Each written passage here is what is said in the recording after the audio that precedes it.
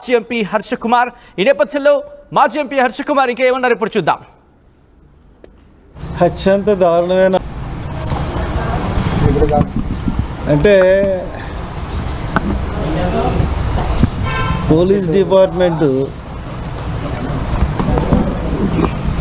ఒక ఎంపీ అయినట్టు నన్ను ఈ రకంగా ప్రవర్తించారంటే ఇంకే ఈ రాష్ట్రంలో శాంతి భద్రతలు ఎక్కడ ఉన్నాయి? ఈ రాష్ట్రంలో అసలు పాలన ఏంటి? బ్రిటిష్ పాలన కన్నా దారుణమైన పాలన.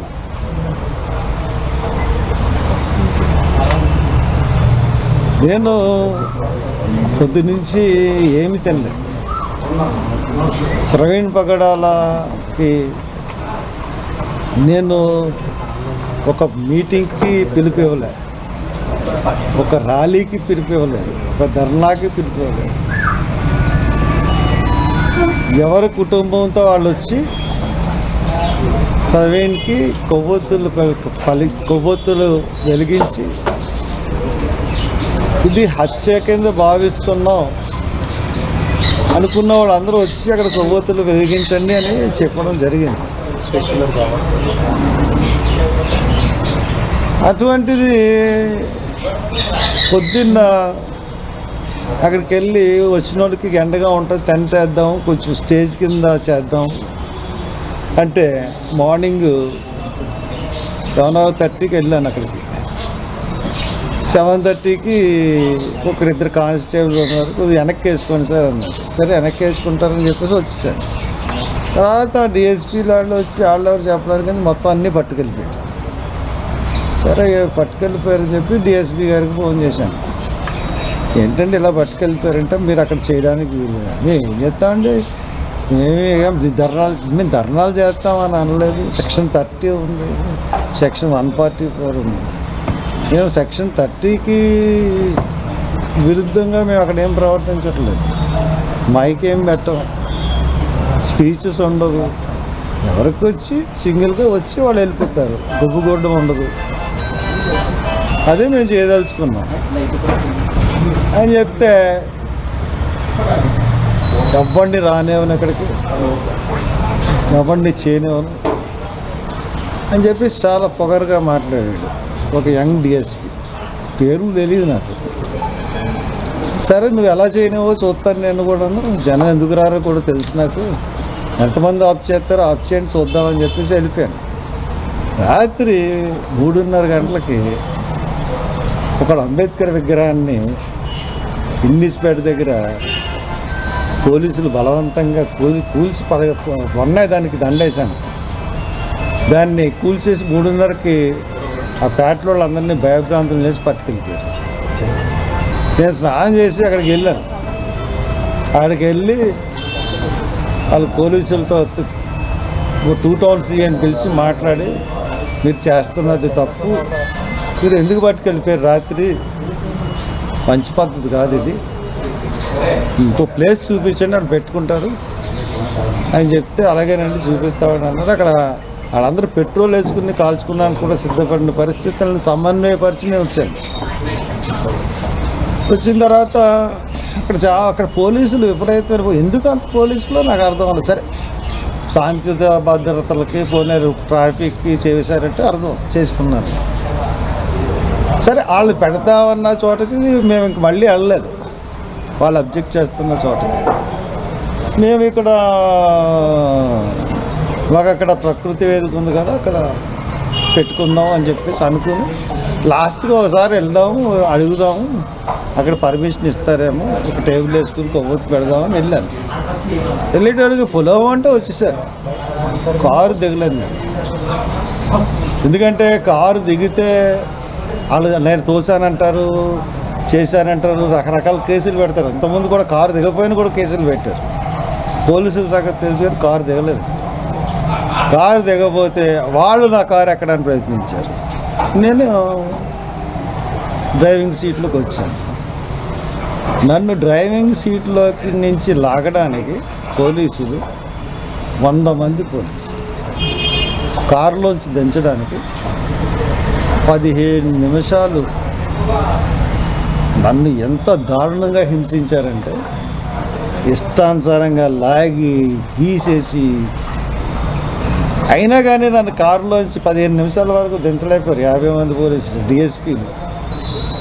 వెనక నుంచి ఒక 2 డిఎస్పీలు తోయడం, ఇటేపు నుంచి కాళ్ళు పెట్టి కాళ్ళు ఇరిచేసి లాగడం, ఒక పశువు కన్నా దారుణంగా లాగారు నన్ను. అయినా వాళ్ళ వల్ల అవ్వలేదు. ఇంతమంది చూసినా నన్ను లాగలేకపోయారు. సరే 15 నిమిషాల తర్వాత అంతమందిని ఎంతసేపు నేను ఒక్కడిని ప్రొటెక్ట్ చేయగలను, ఒకడు అంబోతుల్లో ఉన్నారు. సరే 15 నిమిషాల తర్వాత నన్ను ఎత్తుకుని తీసుకెళ్ళి ఆ జీప్లో కూర్చోబెట్టి చెరుకు పక్కన పోలీసులు తీసుకున్నారు. అప్పటికి 3:45, 10 నిమిషాల దాకా 4 అవి ఉంటుంది. ఇంకక్కడ మొదలుకునండి రాజానగరం వరకు తీసుకెళ్ళారు. అక్కడి నుంచి మళ్ళీ వేమగిరి వరకు తీసుకెళ్ళారు. మళ్ళీ వేమగిరి నుంచి మళ్ళీ రాజానగరం వైపు తీసుకెళ్ళారు. మళ్ళీ లాలా చెరువు వచ్చి మళ్ళీ బొమ్మూరు నుంచి మళ్ళీ తిప్పి మళ్ళీ లోనకు తీసుకెళ్ళి అక్కడ దివాన్ చెరువు ఎదురుగుండా రోడ్డు ఉంటే ఆ రోడ్డు నిర్మానుష్యం, ఎవ్వరు లేరు. అన్నీ చుట్టూ పొదలు. ఏవో అక్కడ ఏంటంటే మన హాస్పిటల్ ఒకటి ఉంది, శ్రీనివాస్ అనుకుంటా, గూడూరు శ్రీనివాస్ గారు హాస్పిటల్ వెనకాల అసలు నివాసాలు కానీ ఏం లేవు. ఒక నిర్మానుష్య ప్రదేశానికి తీసుకెళ్ళి 3 జీపులు అక్కడ దించారు. దించి అక్కడ 2 గంటలు ఉంచారు. ఏమంటే నేను పారిపోతే కాల్ చేద్దాం అనుకుంటున్నారా అని ఎటకారాలు కూడా ఆడారు. ఏం చేయమండి, మాకు ఇన్స్ట్రక్షన్స్ అండి. నిమిషానికి ఫోనే. మరి ఎస్పీ గాడో ఐజీ గాడో తెలియదు, కానీ ఎస్పీ గాడేమో ఐజీ గాడేమో తెలియదు, కానీ నిమిషానికి ఇన్స్ట్రక్టర్. మరి డిఎస్పీలో అమ్మ ఇదేమీ సార్, నేను ఇక్కడ ఏమన్నా నేరం చేశానా, ఎవరన్నా అడ్డుకున్నానా, ఏమన్నా చేశానా అంటే నాకు ఒళ్ళు మండి గాడు అంటున్నాను. యథవలు బ్రిటిష్ వీళ్ళు సీఏలో మాట్లాడుకున్నారు. బ్రిటిష్ వాళ్ళ కాలంలో కూడా ఇంత హెరాస్మెంట్ మన స్వాతంత్ర సమరయోధులు అనుభవించి ఉంటారండి అని అనుకుంటారు వాళ్ళు. అంటే ఎంత హెరాస్మెంట్ చూడండి. మళ్ళీ అక్కడి నుంచి మా సన్నీకి ఎలా తెలిసిందో వచ్చేసారు అక్కడికి. అంటే మీ దగ్గర జీపీఎస్ ఉందా? ఊరు ఏమన్నా నా దగ్గర జీపీఎస్ లేదంటే పాప అది సరదాగా అడిగారు లేండి, అది జోక్ అడిగారు. ఎవరికి ఇన్ఫర్మేషన్ ఇచ్చారు? వాళ్ళు ఎస్పీకి ఒకరి మీద ఒకరు కంప్లైంట్ చేసుకున్నారు. ఎవడో మన మధ్యలో ఒక మోన్లు ఉన్నాడండి, వాడి ద్వారా వెళ్ళింది ఇన్ఫర్మేషన్. ఎవడో లొకేషన్ షేర్ చేసి ఎవరు చేశారు ఏంటది. కానీ అండి మీరు సంపాదించగలిగితే ప్రెస్ వాళ్ళు 15 నిమిషాలు నన్ను కారులో దించి వీడియో సంపాదించారు. అంతకన్నా భయంకరమైన మానవ హక్కుల ఉల్లంఘన అనేది ఇంకోటి ఉండదు. అంటే ఒక ఎంపీగా చేసిన 10 సంవత్సరాలు ఎంపీగా చేసిన వాడితో వాళ్ళు ప్రవర్తించిన తీరు ఏ రకంగా ఉందో మీకు వీడియో కానీ మీరు సంపాదించగలిగితే, ఒరే ఇంక నువ్వు మానేసి చంద్రబాబు బర్త్డే లేంటిరా బాబు, నీకు రా చంపించేసావు మనిషిని. సరే ఏదో మాట్లాడాలనుకుంటున్నాడు, బుర్ర ఏం పని చేయట్లేదు. అలాగ నన్ను మళ్ళీ కంపాల్ చెరువు దగ్గరికి వచ్చి, అంటే 6:30కి అయిపోయింది, 7:30 వరకు నన్ను వదలకూడదు. కొన్ని వాళ్ళు దానికి నా ప్రోగ్రాం ఏమన్నా చేయించారా? 1000 మంది వచ్చారు. ఎంతమంది వచ్చారు? 25,000 కన్నా పైన. మొత్తం ఫోర్త్ బ్రిడ్జ్ ఆగిపోయింది. నేను ఉన్నాను అక్కడ. అంటే ఇదంతా నేను ఆపలేదని చెప్పి వాళ్ళే నాకు మీద సాక్ష్యం క్రియేట్ చేసుకున్నారు. Thank you police. Chandrababu Naidu ఇప్పుడు చెప్తున్నాను, ఏమే వెళ్ళి ఏదో ఫారిన్ కంట్రీలో నీ బర్త్డే చేసుకుంటా ఉంటా కదా, ఏందయ్యా నీ పాలన? ఇదేనా నీ పాలన? నిన్ను ప్రశ్నిస్తే ఇష్టానుసారంగా మమ్మల్ని చేస్తావా? ఇయే మా బర్త్డే విషెస్. ఒక క్రిస్టియన్ని చంపించావు నువ్వు, ఒక క్రిస్టియన్ ఫాదర్ని చంపించావు, కేసును తారుమారు చేసావు. ఇప్పుడు దాకా పోస్ట్ మార్టం రిపోర్ట్ రిలీజ్ చేయలేను. నీకు తెలియకుండా అన్నీ జరుగుతాయా? మళ్ళీ నీకు ఎన్ని సంవత్సరాలు? ఇప్పుడు 76, 77, 78 ముసలోడివి, 80. మళ్ళీ నీకు నీకు సిగ్గు లేకుండా ఫారెన్ వెళ్ళి నీకు బర్త్డే నువ్వు సిగ్గు ఉండాలిరా బాబు. నువ్వు ముఖ్యమంత్రివి.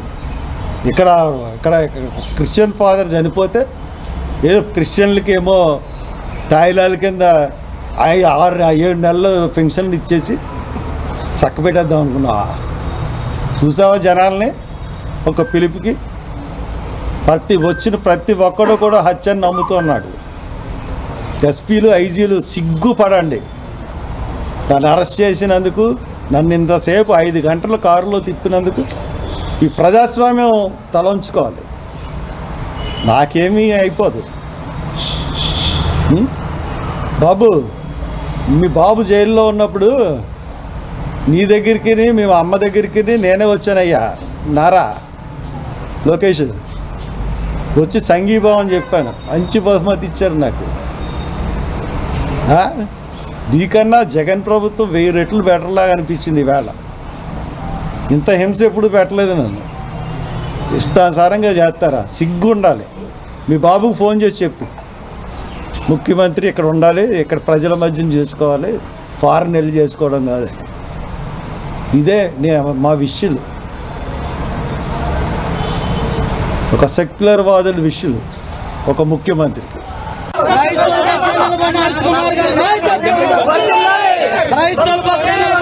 హర్ష్ కుమార్ గారు నాయకత్వం